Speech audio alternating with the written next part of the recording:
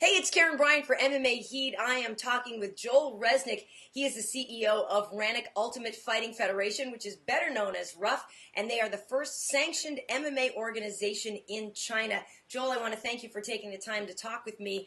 And first and foremost, I know the main question is, how the heck did you get this done? Everybody knows China is such a difficult market to break. Well, because it's video, I can't tell you it's because of my good looks, because people will know. Right.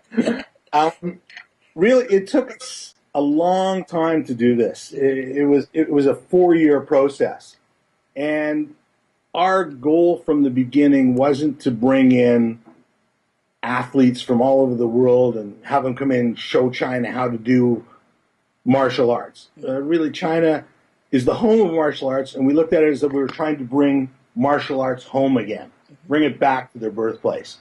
And we knew there were athletes here that were training. So you had the Sanda athletes, you have national wrestling team, you have the judo team, you have the boxing team, you have all these things here. And really, what we found out pretty quickly is, thanks to the internet, they were already mixing it up here. So you had a national Sanda team guy that was also on the national wrestling team. They were doing it already. They just didn't have a platform to do it. And for sure, are they at this level right now? No, they're about here. But they've got the mentality. They want to learn it. They're on the internet all the time checking it out. They're bringing the different camps here are bringing in Brazilian coaches to teach Brazilian jiu-jitsu. They've just got such a work ethic and such a training ethic. It was just a matter. It just needed somebody to give them a stage to try it. And I think we had the perfect mix. I've lived out here now for 12 years. We had the perfect mix of Chinese culture and Western culture, and we want to grow the sport here. So, and we want to do it safely more than anything. So really that's what I hope that we're looking at.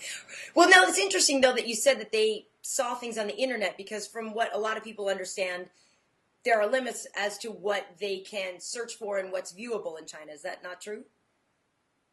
Yeah, in certain ways, but most things you can get. I mean, most things you can see and you can watch. So that's something. It's very accessible here. Okay, so you said it's a 4-year process. I obviously, the world knows that the UFC is a dominant organization. President Dana White has spoken about trying to break the Chinese market. How do you think it is that you were able to beat them to it with them being such a big organization? Well, really, our whole plan from the beginning was in China for China. Yeah. We're building it here first. I mean, we're not, like I said, we're not interested in bringing something into China. It's already here. We just need to cultivate it here. We need to cultivate the athletes here. We need to give them a place to show their talents here. We do allow foreigners to fight. We have a few foreigners fighting in RUFF right now. But there's a rule that's been set from the very beginning that if you want to fight in RUFF, you need to live in China, or in surrounding, like including China, Macau, Hong Kong, Taiwan, and be here on a work permit. You need to have some roots here. And if you can fit that and you're at that level, no problem, you're welcome to fight here. But in general, I would say 95% of our athletes are local, domestic Chinese. I mean, they want to fight. They know how to fight. They've just never been given the opportunity or the stage or been able to make a living doing it. And that's a big thing over here is we're trying to make it so the athlete can actually make a living at what they love to do. And that's why we came up with the $1 million RMB prize.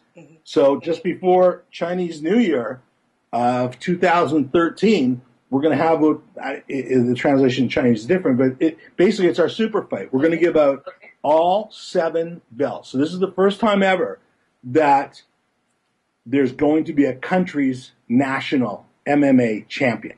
So the government's fully behind it. Everybody's behind it.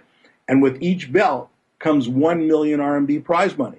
1 million RMB right now is approximately 170,000 US dollars. Not bad. Which, by any standards, it's huge. By standards here, they're a millionaire. We're going to make 7 millionaires in one night. And, you know, people have brought up, why did you do it so big? Why did you go so big? Because we really wanted to make a statement.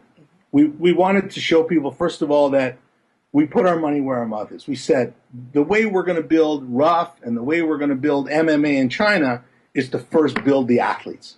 And I think that's what a lot of people have gotten away from. We really need to build these athletes. We need to, you know, I look in the newspaper here all the time, and you can read about baseball and basketball and horse jumping and lacrosse, but there's nothing on martial arts anywhere. And we really want to change that. That's our goal. And this has changed it. By making this announcement for this money and belts, it's changed it.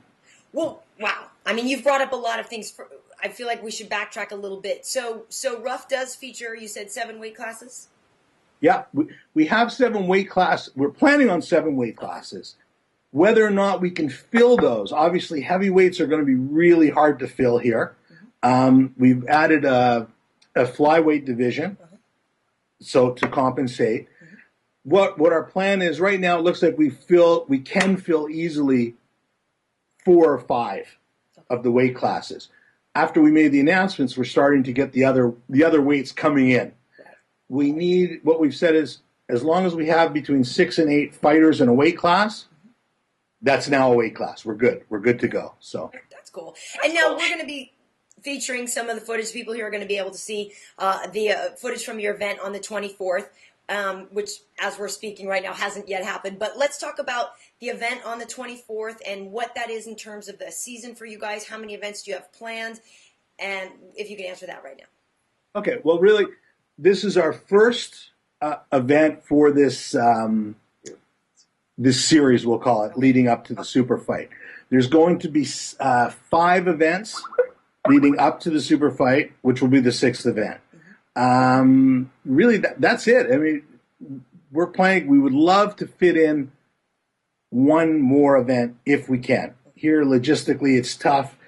It's so new for people. It's really a challenge, but we feel we can do it. We feel we can add one more event in. And is it going to be visible only in China, or can we see it in the States? Can people see it around the world? On the internet, you'll probably be able to see it on different portals on the internet. Right now, it's just going to be on TV in China, in mainland China.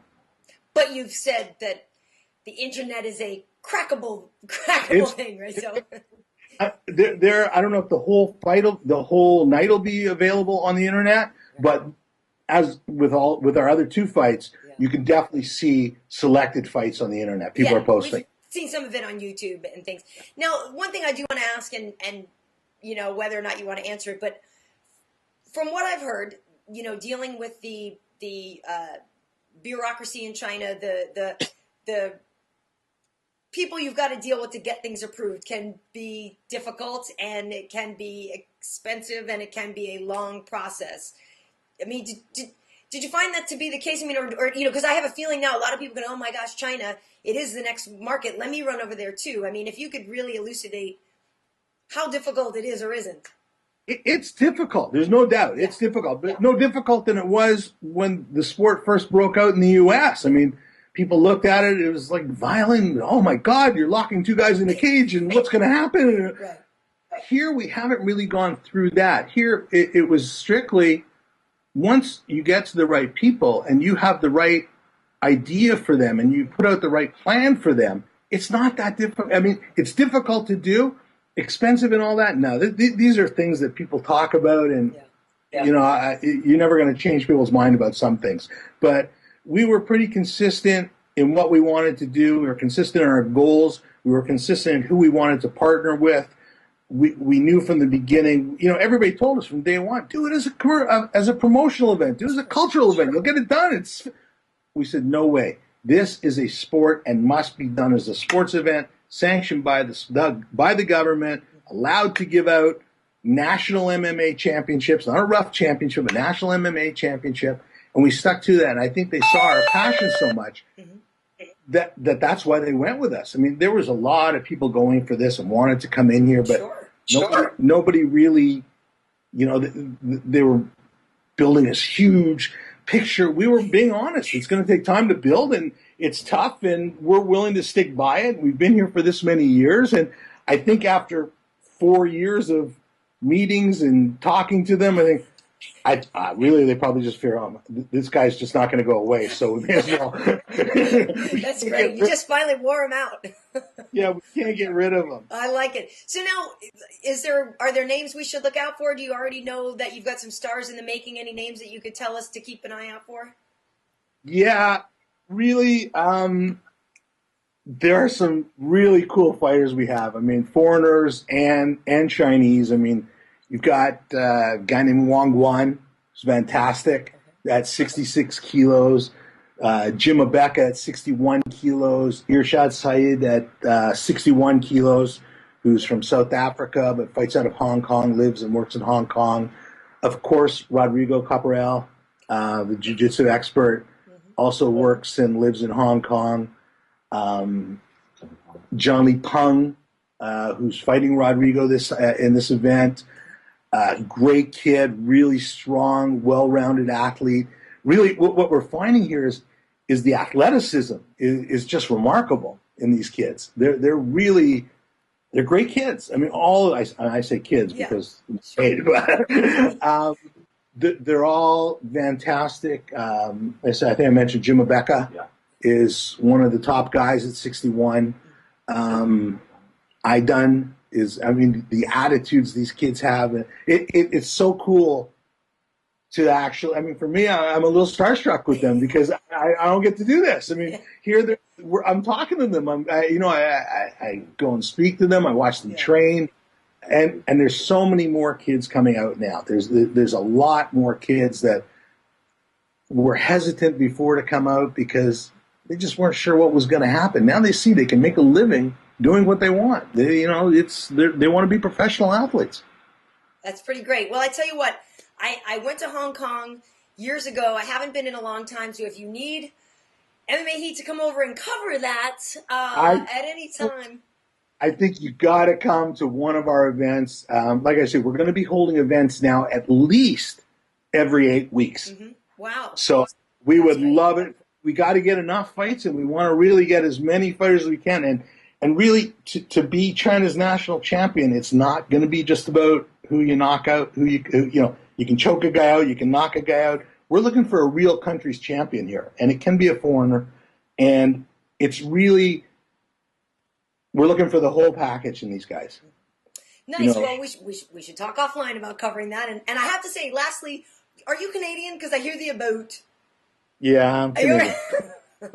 I've lived in China a long time, but I'm still Canadian. You still got there. Well, listen, the Canadians are coming on so strong with MMA these days. It's a great market for MMA, so you're in the right business.